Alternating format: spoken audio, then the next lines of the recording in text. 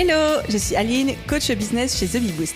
Après des années de freelance en tant que retoucheuse photo, je suis devenue coach business et j'aide désormais les entrepreneurs à booster leur entreprise.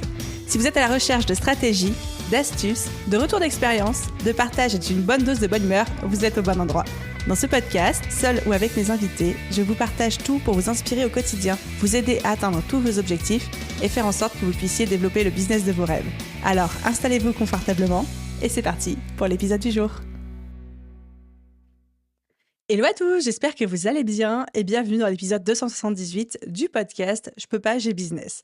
Aujourd'hui, on va parler intelligence artificielle et on va parler plus précisément de ChatGPT. Alors, pour être totalement transparente avec vous, je ne suis pas une énorme spécialiste de ChatGPT. Je suis juste une entrepreneuse qui fait beaucoup de création de contenu et qui utilise ChatGPT littéralement tous les jours. Donc j'ai une utilisation très basique, mais vraiment très basique de l'intelligence artificielle. Et pourtant, ça m'a changé la vie à travers les quelques utilisations que j'ai envie de vous partager aujourd'hui. Donc, bienvenue dans cet épisode de podcast si vous n'y connaissez rien à l'intelligence artificielle, rien à ChatGPT, parce que vous allez trouver des manières de l'utiliser, même si vous débutez, même si vous partez de zéro. Et bienvenue aussi si vous êtes juste à la recherche d'informations à glaner, d'idées supplémentaires, de vous dire, par exemple, « Oh bah tiens, effectivement, j'avais jamais pensé à l'utiliser de cette manière-là. » Donc, l'idée pour moi, c'est de vous donner les manières dont j'utilise aujourd'hui ChatGPT pour, gagner du temps dans mon business, littéralement, et 2, me libérer de la charge mentale parce que ça sert aussi à ça. Au programme de cet épisode de podcast, on va parler, du débat sur l'intelligence artificielle et j'aimerais vous partager mes réflexions là-dessus parce que je sais que c'est un vrai sujet. Et ensuite, de vous parler des 11 manières dont j'utilise ChatGPT au quotidien. J'ai d'ailleurs même créé une petite ressource, un petit cadeau supplémentaire pour vous, chers auditeurs du podcast. Il s'agit d'un PDF avec 5 prompts à utiliser dans ChatGPT pour booster votre business. Les prompts, si vous ne savez pas ce que c'est, ce sont tout simplement les consignes, les textes qu'on va rentrer dans ChatGPT et qui vont nous générer les bonnes réponses. Et ça, c'est un des secrets de pourquoi ChatGPT marche très bien pour certaines personnes et pas pour d'autres, parce que généralement, les consignes, les textes qu'on met dedans ne sont pas forcément toujours bons. Donc, je vous partage 5 prompts que j'adore utiliser au quotidien dans ChatGPT. Comme ça, vous n'avez plus qu'à les copier-coller, les personnaliser en fonction de votre métier, votre situation, etc. Et vous pouvez avoir des réponses de qualité. Pour télécharger ces 5 prompts, c'est complètement gratuit. Il suffit de vous rendre sur thebeeboost.fr/278, donc comme le numéro de cet épisode de podcast, thebeeboost.fr/278, et vous allez pouvoir recevoir ça. Ok, c'est parti avec notre premier point sur l'utilisation de l'intelligence artificielle dans un business et toutes les réflexions / débats que ça crée. Donc encore une fois, moi je ne suis pas spécialiste, je ne suis pas juriste non plus, mais je peux vous apporter mon point de vue en tant qu'entrepreneuse, que créatrice de contenu et de ce que ça m'apporte / les limites que je vois aussi à ChatGPT parce que bien sûr, il y en a. La première chose que je me dis, c'est que quand on a des évolutions technologiques, des évolutions même sociétales telles que l'intelligence artificielle, et là tout particulièrement ChatGPT qui débarque, c'est quand même dommage, je trouve, de passer à côté. Parce qu'on se trouve littéralement face à un changement de notre manière de fonctionner, un changement de notre manière de travailler, une énorme évolution d'un point de vue mondial, une énorme évolution technologique, et faire de la résistance par rapport à ça, je peux le comprendre, parce que ça fait peur, il y a beaucoup de personnes qui ont l'impression que leur métier est menacé par ça, il y a des personnes qui pensent que leur métier aussi est un peu tourné en ridicule par l'intelligence artificielle. Et là, je pense par exemple à tous les métiers de création visuelle qui se disent maintenant que l'intelligence artificielle peut générer automatiquement des images, qu'est-ce que je deviens? Est-ce que c'est pas aussi une hérésie par rapport à mon art? Et là, on se retrouve dans tout le débat et on pourrait en parler des heures sur, voilà, je me trouve face à une évolution technologique qui bouleverse un peu la face de notre monde et de notre société. Comment est-ce que je me comporte par rapport à ça? Et là, évidemment, il n'y a pas de bonne ou de mauvaise réponse. Chacun va voir la problématique et le challenge à travers son propre fil, ses expériences, son métier, son business aussi. Mon point de vue là-dessus, c'est que quand il y a une évolution technologique aussi forte, aussi pressante et aussi présente, c'est dommage de freiner des 4 pieds et c'est dommage de ne pas vouloir rentrer dans le mouvement parce qu'on risque de passer à côté de quelque chose et on risque de rendre son business obsolète. Ce que je partage ici est évidemment mon point de vue et en fonction du cas par cas, ça peut être complètement recevable ou, à contrario, complètement irrecevable. Donc, moi, je suis plus de la veine de dire, OK, on a des super évolutions technologiques, surfons dessus, apprenons à nous en servir, faisons évoluer nos métiers autour de ça, parce que dans tous les cas, c'est ce qui va se passer. Donc, autant être acteur du mouvement et un petit peu proactif par rapport à ça, plutôt que de subir toutes les évolutions marché qui vont en découler et qui, quelque part, en découlent déjà. Mais après, évidemment, chacun voit midi à sa porte, comme on dit. Et pour aller un petit peu plus loin, j'ai envie de creuser les objections ou les idées reçues que j'entends souvent par rapport à ChatGPT et vous partager mon point de vue par rapport à chacune. La première idée reçue que j'entends beaucoup, c'est: «Tout le monde va avoir les mêmes résultats si tout le monde utilise ChatGPT. Moi, je veux des choses qui soient inédites, qui soient propres à moi avec ma patte et du coup, je ne peux pas utiliser l'intelligence artificielle». Alors, est-ce que tout le monde a les mêmes résultats en tapant sur ChatGPT? La réponse est oui, si on s'arrête au premier résultat. Évidemment, ce ne sera jamais vraiment formalisé de la même manière parce que ça reste une intelligence artificielle, donc ce ne sera jamais les mêmes textes qui seront régurgités si vous tapez par exemple la même demande que moi, même au mot près. Par contre, évidemment, les points de réponse de ChatGPT risquent d'être très communs entre votre demande et la mienne, encore une fois, si on adresse le même type de requête. Par contre, une des règles numéro 1 sur les intelligences artificielles, y compris ChatGPT, c'est qu'on ne s'arrête jamais à sa première réponse.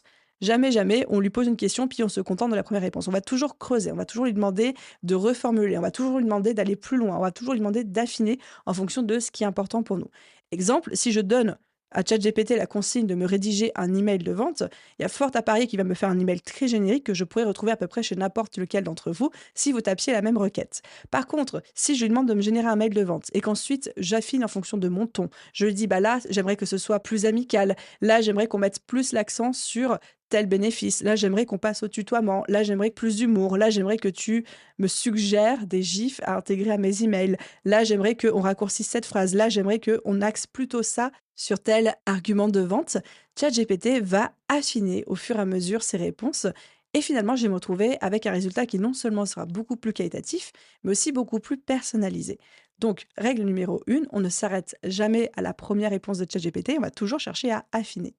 Et c'est pas si facile que ça, je trouve, à mon sens, de savoir exactement quoi demander à ChatGPT et aussi de savoir comment affiner, comment challenger ses réponses, comment lui demander d'aller encore plus loin. Mais ça s'apprend. Et là, je réponds également à une deuxième objection que j'entends très souvent concernant l'intelligence artificielle qui est de: «Ah, mais de toute façon, ça ne fonctionne pas, ça ne me donne que des réponses génériques qui sont pas pertinentes pour mon business». Je dis souvent, attention bottage de fesses, si vous avez de mauvais résultats, c'est que vous avez une mauvaise utilisation. Encore une fois, le secret dans ChatGPT, c'est non seulement de savoir prompter, c'est-à-dire de savoir donner la bonne consigne, les bonnes indications pour avoir le bon type de réponse, et également de ne jamais s'arrêter à la première réponse. Et encore une fois, si vous voulez voir à quoi ressemble un bon prompt pour ChatGPT, voire même vous en aspirer pour créer les vôtres, ou même juste réutiliser ce que j'utilise au quotidien, vous avez le PDF en téléchargement gratuitement à l'adresse thebiboost.fr/278. La dernière objection que j'entends souvent par rapport à l'intelligence artificielle et ChatGPT, c'est: ça nous rend stupides et débiles, on perd toute créativité, tout effort de réflexion. Et là, j'ai envie de dire à la fois oui et non. Pour moi, je vois vraiment ChatGPT comme un assistant à qui on déléguerait des tâches.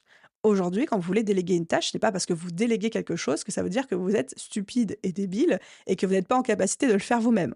Simplement, vous allez déléguer pour gagner du temps, vous libérer de la charge mentale ou simplement vous libérer du temps pour des choses qui sont plus prioritaires ou plus importantes. Et de la même manière, quand vous déléguez à un assistant, vous allez faire en sorte que votre consigne soit claire, soit précise et soit compréhensible. Et vraiment, je vous invite, et moi c'est la manière dont je vois les choses, à voir ChatGPT comme un assistant virtuel, un petit peu bête, à qui il faut donner vraiment les consignes extrêmement précises, claires et exhaustives, mais qui peut vous faire gagner énormément de temps et vous libérer énormément de charge mentale. ChatGPT n'est pas là pour que vous arrêtiez de réfléchir et pour tout faire à votre place. ChatGPT est là pour vous aider à aller plus vite sur certaines tâches et parfois aussi vous challenger à les faire mieux et on va en reparler après dans les exemples. Allez, du coup, c'est parti pour les 11 manières dont j'utilise ChatGPT au quotidien dans mon business. Il faut savoir, comme je le disais en introduction de cet épisode de podcast, que de mon côté, je suis pas du tout une spécialiste. Je sais qu'il y a des gens aujourd'hui qui arrivent à faire des choses incroyables avec ChatGPT, y compris des automatisations. Et en ce moment, je suis en train justement de vous préparer un épisode de podcast avec un expert du sujet où on va pouvoir vraiment creuser ça. En tout cas, sachez que de mon côté, je l'utilise beaucoup pour le brainstorming et la création de contenu, à un niveau, je dirais, plutôt débutant, mais qui me permet de gagner vraiment de précieuses minutes, pour ne pas dire de précieuses heures, chaque semaine dans mon business. On serait d'ailleurs plutôt sur plusieurs heures parce que ça a vraiment activé ma productivité. Je gagne beaucoup, beaucoup de temps, en fait, avec ChatGPT. Pour moi, ce serait vraiment le bénéfice numéro 1 à travailler avec. OK, La première manière dont j'utilise ChatGPT au quotidien dans mon business, c'est évidemment pour trouver des idées de contenu.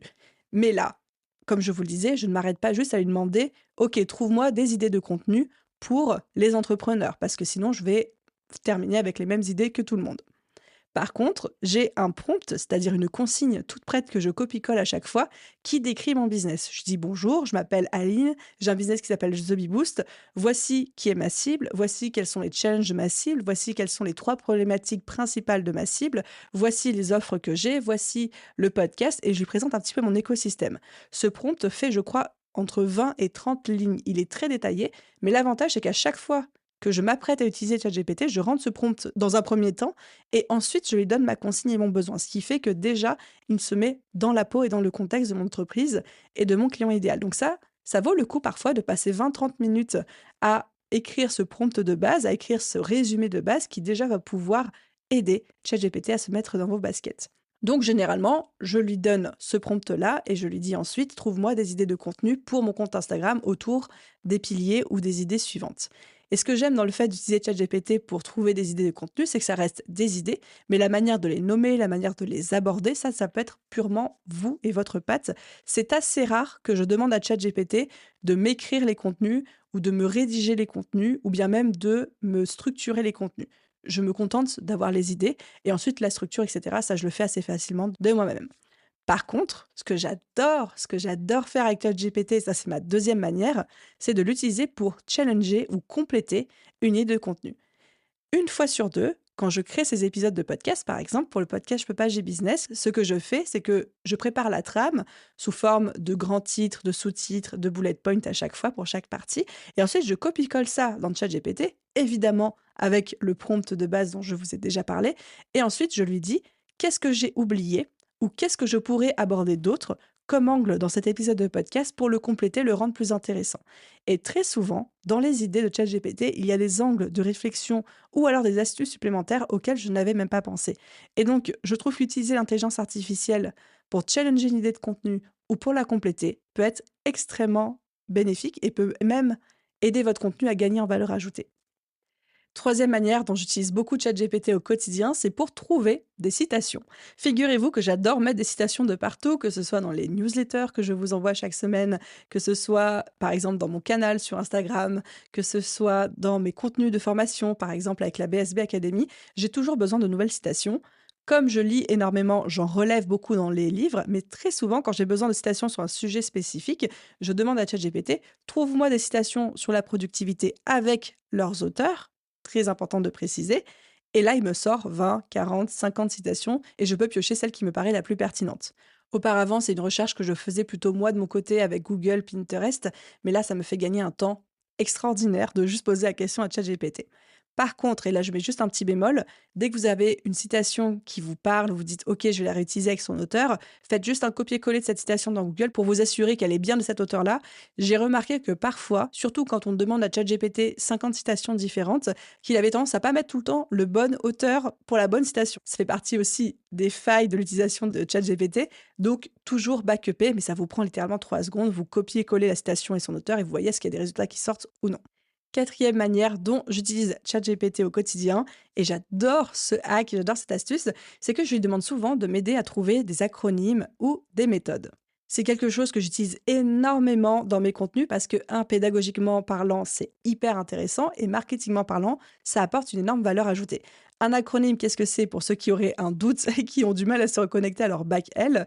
C'est tout simplement un mot courant, mais qui est une abréviation de plusieurs mots. Par exemple, OVNI, ça veut dire objet volant non identifié. Et en fait, quand on arrive à utiliser ChatGPT pour, on va dire, packager une méthode que vous auriez potentiellement développée et le transformer en acronyme, je trouve ça absolument génial. Encore une fois, non seulement ça donne, je trouve, marketingment parlant, c'est la pure psychologie humaine, une crédibilité supplémentaire à la méthode en question, mais aussi pédagogiquement parlant, quand vous enseignez, quand vous accompagnez, c'est beaucoup plus facile pour les personnes accompagnées ou vos élèves de se souvenir de la méthode en question. Et pour vous donner un exemple très concret que j'ai mis en place dans le cadre de cet épisode de podcast, j'ai donné cette consigne à ChatGPT, deux points, ouvrez les guillemets, crée-moi une méthode autour de l'acronyme REVE pour parler de posture de leadership. Et là, ChatGPT me dit OK, pas de souci, R pour responsabilité, E pour empathie, V pour vision, E pour exemplarité.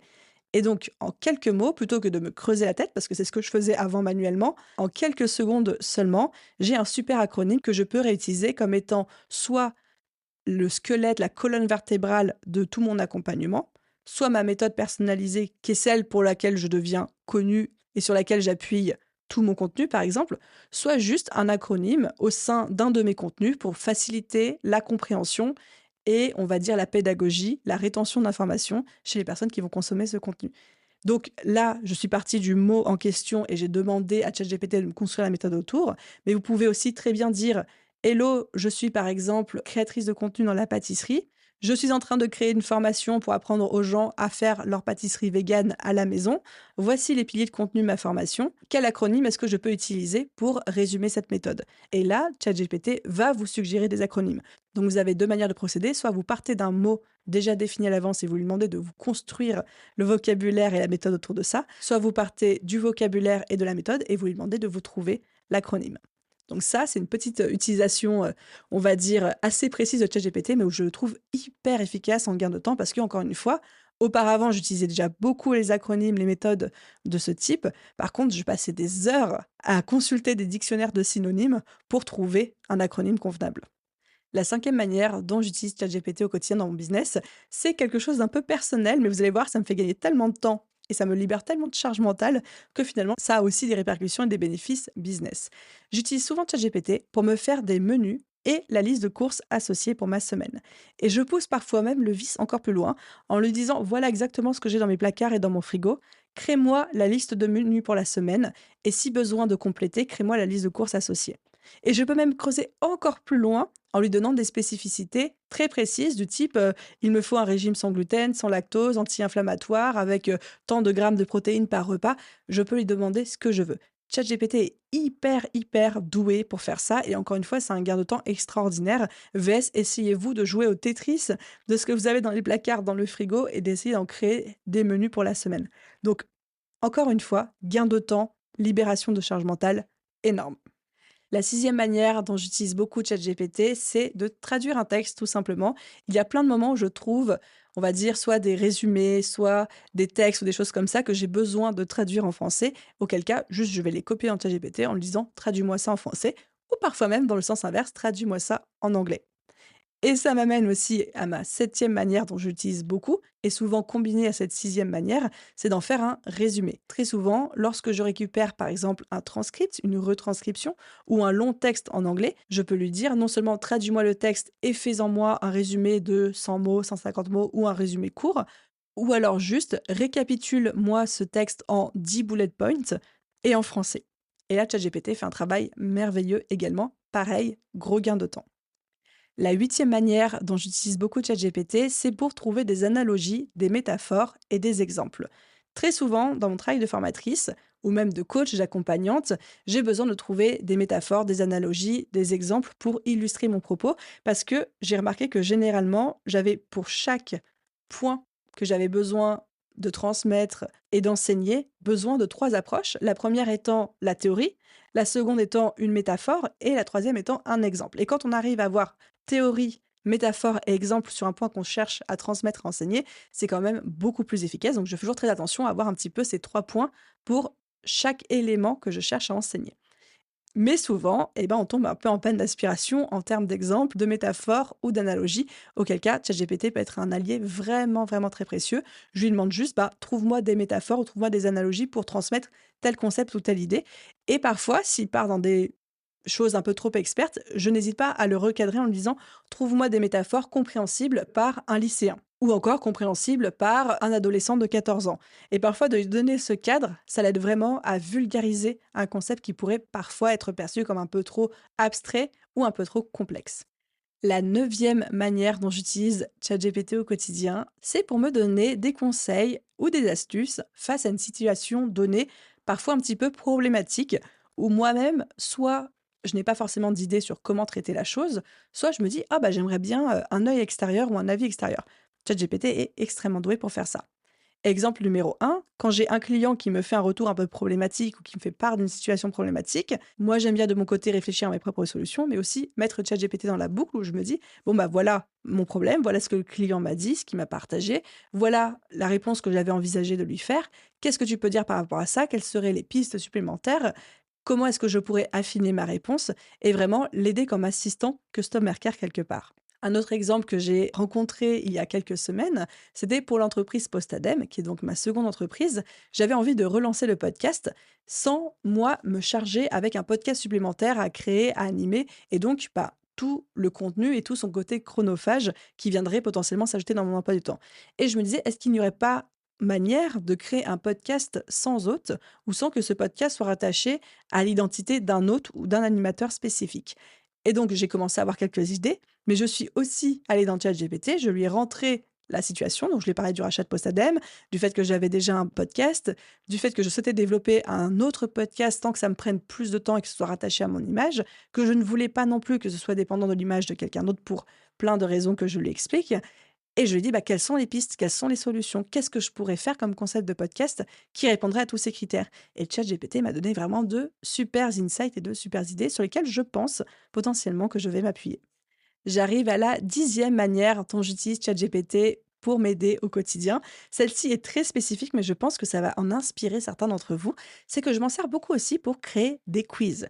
Je crée toujours beaucoup de quiz, que ce soit pour mes clients, pour valider certaines leçons, certains modules, valider une progression, mais même d'un point de vue marketing, pour vous, par exemple, des quiz sur quel type d'entrepreneur vous êtes, quelle formation pourrait vous convenir, quel livre pourrait vous accompagner cet été. Et ChatGPT peut être excellent là-dedans, encore une fois, à partir du moment où on sait l'utiliser en conséquence.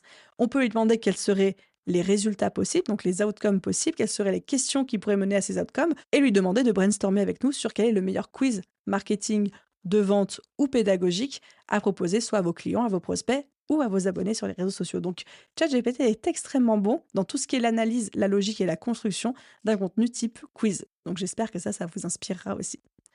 Et enfin, j'arrive à ma 11e et dernière manière d'utiliser ChatGPT au quotidien, c'est tout simplement de faire une étude de marché et ou d'explorer des opportunités business. Ça m'arrive très souvent, quand je n'ai pas le temps de faire de la veille de manière très précise, de demander à ChatGPT. Alors, tous les exemples que je vous ai partagés jusqu'ici peuvent se faire avec ChatGPT en version gratuite. Cet exemple-là, il est, on va dire, faisable avec la version gratuite, mais il sera beaucoup plus pertinent si vous avez la version payante et donc à jour de ChatGPT, que vous utilisez ChatGPT 4o, le nouveau qui vient de sortir, ou juste 4, la version qui peut se connecter à Internet. Généralement, dans ces moments-là, je lui demande de me faire un résumé de l'actualité sur mon marché, ou alors de me donner quels sont les grands sites qui font de la veille sur ce marché pour que je puisse aller m'y référer, ou encore les opportunités par rapport à une branche spécifique de mon industrie. Là encore, pour peu que ChatGPT soit bien prompté, c'est-à-dire que vous lui ayez donné suffisamment de détails et les bonnes consignes, peut être hyper pertinent et vraiment vous donner des angles de réflexion business, des idées d'opportunités, même des idées de développement auxquelles potentiellement vous n'auriez pas pensé ou alors pas aussi facilement. Donc voilà, les amis, pour ces 11 manières dont j'utilise personnellement ChatGPT au quotidien, rien de bien fou. Je n'ai pas réinventé la roue. J'ai conscience d'avoir, comme je vous le disais, un niveau d'utilisation assez débutant. Mais l'idée pour moi, c'est de vous montrer vraiment que ChatGPT, c'est presque une fenêtre qui pourrait être ouverte H24 dans votre navigateur et que dès que vous avez besoin de challenger une idée, d'aller plus loin, de gagner du temps ou juste de valider une action, vous pouvez totalement lui poser la question et que quelque part, en fait, en termes d'utilisation, votre imagination est votre seule limite. Encore une fois, si vous voulez découvrir les prompts exacts que je copie-colle dans ChatGPT et vous en servir à votre tour dans votre propre business, je vous ai créé un PDF qui vous en donne 5. Il est disponible gratuitement, le lien est dans la bio et vous pouvez également le retrouver en allant sur thebeboost.fr/278 comme le numéro de cet épisode de podcast. J'espère que cet épisode vous a plu. Si c'est le cas, n'oubliez pas d'aller laisser une note et un commentaire sur votre plateforme d'écoute. Ça aide beaucoup le podcast à se faire connaître. Merci d'avance à tous ceux qui prennent le temps et la peine de le faire quotidiennement. Et à vous tous, je vous souhaite une merveilleuse journée, soirée, après-midi, nuit, où que vous soyez. Et je vous dis à très vite dans un prochain épisode. Bye tout le monde!